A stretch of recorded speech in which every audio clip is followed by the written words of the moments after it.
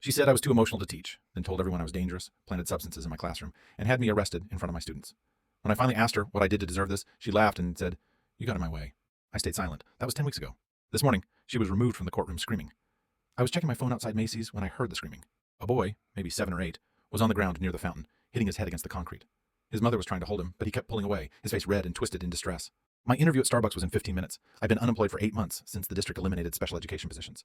My savings were gone, and my landlord had given me 1 more week, but something made me stop. The mall security guard was already on his radio, and people were filming. I recognized the self-injuring behavior immediately. I'd seen it countless times in my classroom from other kids with Down syndrome. I dropped my bag and sat on the ground about 3 feet away. "Hi," I said to the mom. "I used to work with kids. Can I help?" She nodded desperately, tears streaming down her face. I noticed the boy kept looking up at the skylight, where the sun was creating harsh shadows.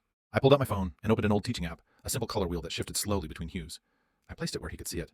"Look," I said softly, "blue, now green, now purple." His hitting slowed. I started humming a repetitive 3-note pattern I'd used with my students. After about 10 minutes, he was sitting up watching the colors. His mom was finally able to hold him. "The lights and shadows," she whispered. "He can't process them." I stayed for 30 minutes until he was completely calm. By then, I'd missed my interview. Starbucks wouldn't reschedule, but for the first time, I felt like everything would be okay somehow. And 3 days later, I got the call. The woman introduced herself as Lauren. It was the mother from the mall. She'd convinced security to share my contact information.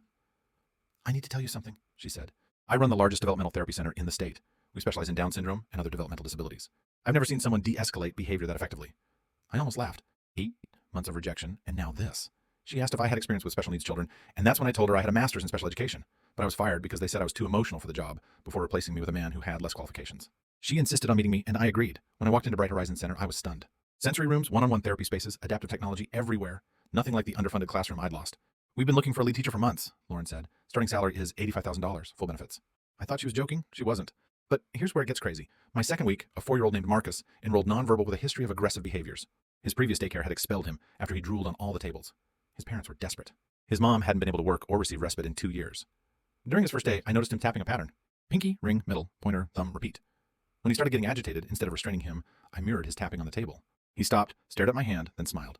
We talked through tapping patterns for the next hour. Lauren watched from the observation window. That afternoon, she called me in. I thought I'd overstepped. Instead, she said, "Would you consider getting certified in our proprietary communication method? I'll cover all costs. You have instincts we can't teach." 6 months later, I developed our nonverbal communication program.